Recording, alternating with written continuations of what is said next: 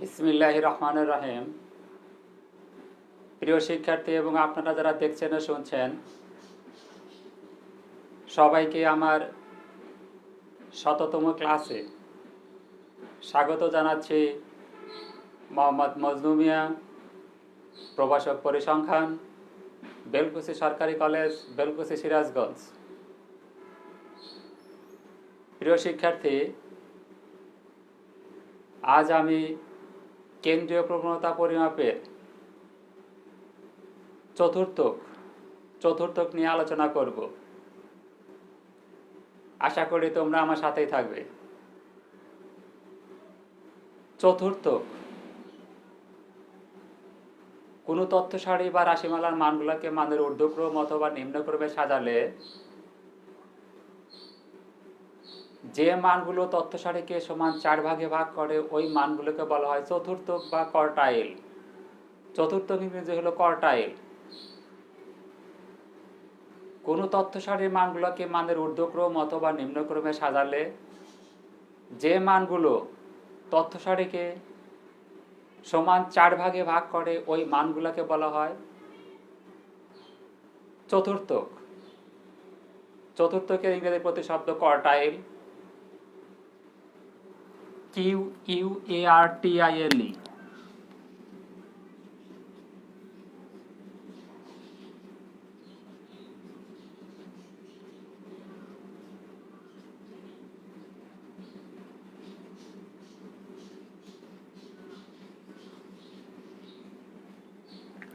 কোনো তথ্য সারির মানগুলোকে মানের ঊর্ধ্বক্রম অথবা নিম্নক্রমে সাজালে যে মানগুলো তথ্য সারিকে সমান 4 ভাগে ভাগ করে ওই মানগুলোকে বলা হয় চতুর্থক বা কোয়ার্টাইল।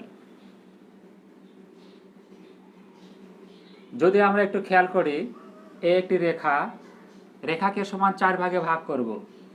সমান 4 ভাগে ভাগ করতে হলে কয়টা বিন্দুর প্রয়োজন হবে? 3টা বিন্দুর প্রয়োজন হবে। অনুরূপ কোনো তথ্য সারির মানগুলোকে মানের ঊর্ধ্বক্রম অথবা নিম্নক্রমে সাজালে যে মানগুলো তথ্য সারিকে সমান 4 ভাগে ভাগ করে, অর্থাৎ সমান 4 ভাগে ভাগ করতে হলে 3টা মানের প্রয়োজন হবে। ওই 3টা মানকে বলা হবে চতুর্থক। প্রথম মানটাকে বলা হবে প্রথম চতুর্থক, দ্বিতীয় মানটাকে বলা হবে দ্বিতীয় চতুর্থক এবং তৃতীয় মানটাকে বলা হবে তৃতীয় চতুর্থক।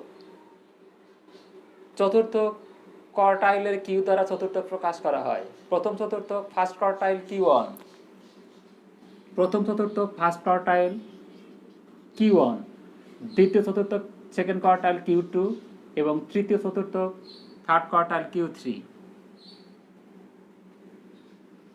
কোনো তথ্য সারিকে যে মানগুলো সমান 4 ভাগে ভাগ করে, অর্থাৎ এখানে 3টা মান আসবে, প্রথম চতুর্থক, দ্বিতীয় চতুর্থক এবং তৃতীয় চতুর্থক। তথ্য সারিকে মানের ঊর্ধ্বক্রমে সাজালে যে মানটি তথ্য সারিকে 1:3 অনুপাতে বিভক্ত করে, 1:3 অনুপাতে বিভক্ত করে তাকে বলা হবে প্রথম চতুর্থক বা ফার্স্ট কোয়ার্টাইল Q1। যে মানটি তথ্য সারিকে সমান 2 ভাগে ভাগ করবে, 2:2 অনুপাতে অথবা 1:1 অনুপাতে অথবা সমান 2 ভাগে ভাগ করবে, সেই মানটিকে বলা হবে দ্বিতীয় চতুর্থক বা সেকেন্ড কোয়ার্টাইল। এবং যে মানটি তথ্য সারিকে 3:1 অনুপাতে, যে মানটি তথ্য সারিকে 3:1 অনুপাতে বিভক্ত করবে তাকে বলা হবে তৃতীয় চতুর্থক বা third quartile. Q1, Q2, Q3, first quartile, second quartile এবং থার্ড কোয়ার্টাইল। অবিন্যস্ত উপাত্তের ক্ষেত্রে ফার্স্ট কোয়ার্টাইল Q1, প্রথম চতুর্থক Q1 ইকুয়াল টু, অবিন্যস্ত উপাত্তের ক্ষেত্রে প্রথম চতুর্থক Q1, প্রথম চতুর্থক first quartile Q1 equal to 1 into n plus 1 divided by 4তম পদের মান, এততম পদের মান।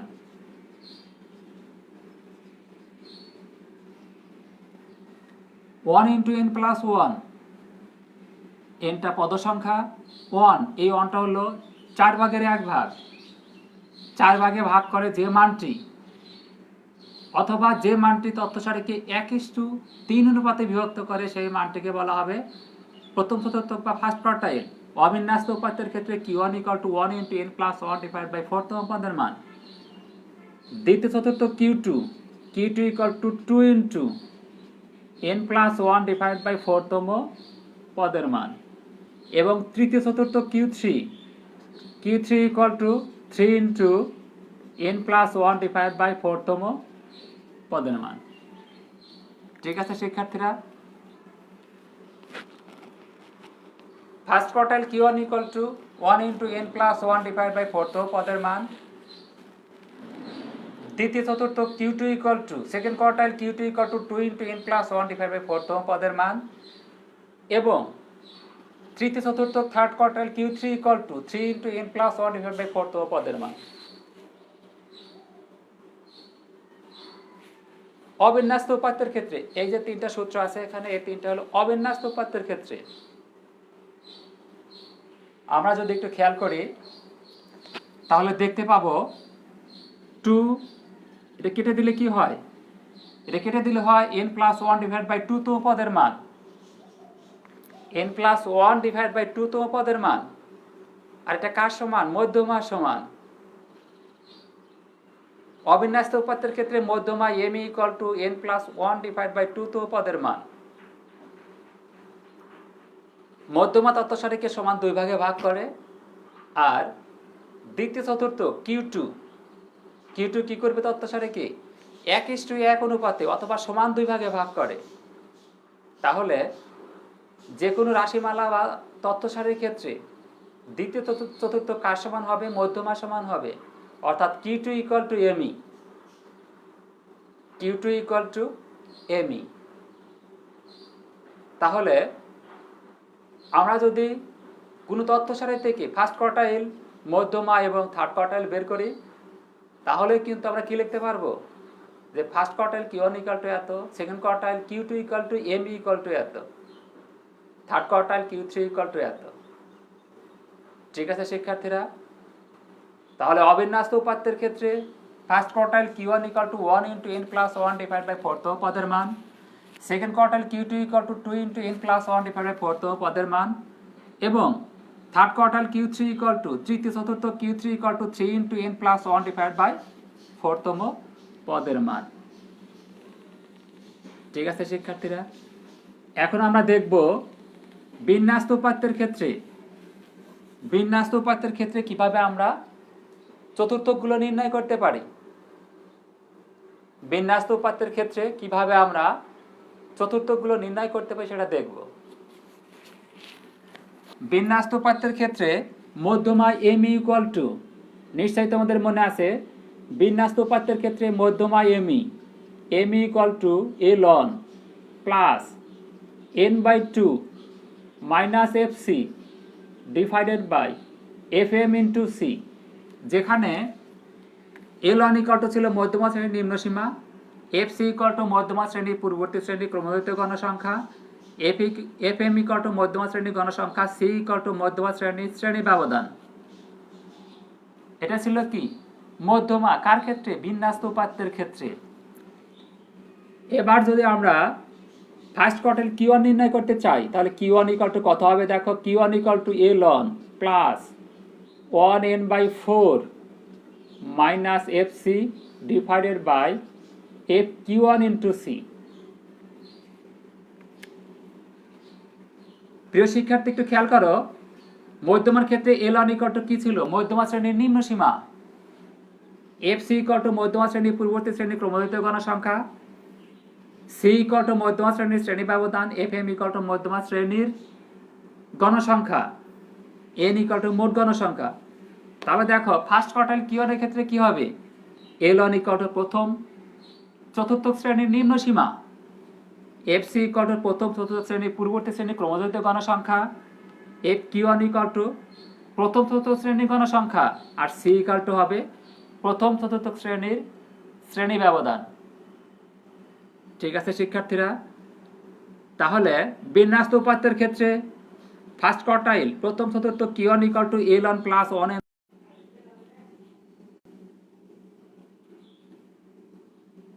দ্বিতীয় চতুর্থক কার সমান? মধ্যমার সমান। কাজে এটা আমরা যদি নির্ণয় করতে চাই তাহলে কি কোন সূত্রের মাধ্যমে নির্ণয় করব? যে Q2 equal to L1 plus 2n/4 minus FC divided by FQ2 into C, যেখানে L1 ইকুয়াল টু কি হবে? দ্বিতীয় চতুর্থ শ্রেণীর নিম্ন সীমা, FC ইকুয়াল টু দ্বিতীয় চতুর্থ শ্রেণীর পূর্ববর্তী শ্রেণীর ক্রমযুক্ত গণসংখ্যা, FQ2 ইকুয়াল টু দ্বিতীয় চতুর্থ শ্রেণীর গণসংখ্যা, C ইকুয়াল টু দ্বিতীয় চতুর্থ শ্রেণীর শ্রেণী ব্যবধান। অনুরূপভাবে third quartile Q3 equal two কত হবে? L1 plus 3n/4 minus FC divided by FQ3 into C, যেখানে L1 ইকুয়াল টু তৃতীয় চতুর্থ শ্রেণীর নিম্ন সীমা, FC ইকুয়াল টু তৃতীয় চতুর্থ শ্রেণীর পূর্ববর্তী শ্রেণীর ক্রমযুক্ত গণসংখ্যা, FQ3 ইকুয়াল টু তৃতীয় চতুর্থ শ্রেণীর শ্রেণী ব্যবধান। ঠিক আছে শিক্ষার্থীরা, তাহলে দেখো আমরা কি করতে পারবো? বিন্যস্ত এবং অবিন্যস্ত এবং বিন্যস্ত উপাত্তের ক্ষেত্রে চতুর্থ first quartile Q1, second quartile Q2 এবং থার্ড কোয়ার্টাইল Q3 যে কোনো একটা খুব সহজে নির্ণয় করতে পারবো। এখন যদি আমরা একটি গাণিতিক সমস্যা নিয়ে আমরা এই মানগুলো বের করতে পারবো, হোক সেটা বিন্যস্ত উপাত্ত অথবা অবিন্যস্ত উপাত্ত। অবিন্যস্ত উপাত্তের ক্ষেত্রে first quartile Q1 equal to 1 into n plus 1 divide by 4তম পদের মান, second quartile Q2 equal to 2 into n plus 1 divide by 4তম পদের মান এবং third quartile Q3 equal to 3 into n plus 1 divide by 4তম পদের মান। এই সূত্র ব্যবহার করে আমরা কি করব? এই সূত্র ব্যবহার করে আমরা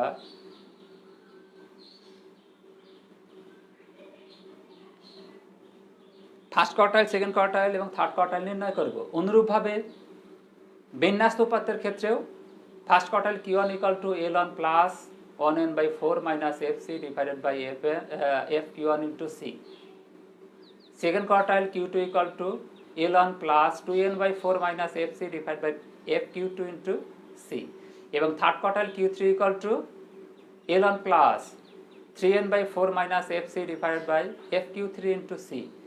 এই সূত্রগুলো প্রয়োগ করে বা ব্যবহার করে আমরা কি করতে পারবো? ফার্স্ট কোয়ার্টাইল, সেকেন্ড কোয়ার্টাইল এবং থার্ড কোয়ার্টাইল নির্ণয় করতে পারবো।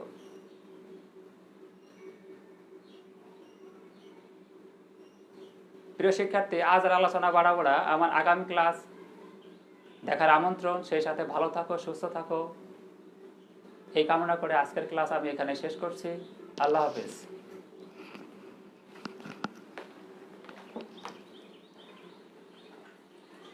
ক্লাস কি চলছে?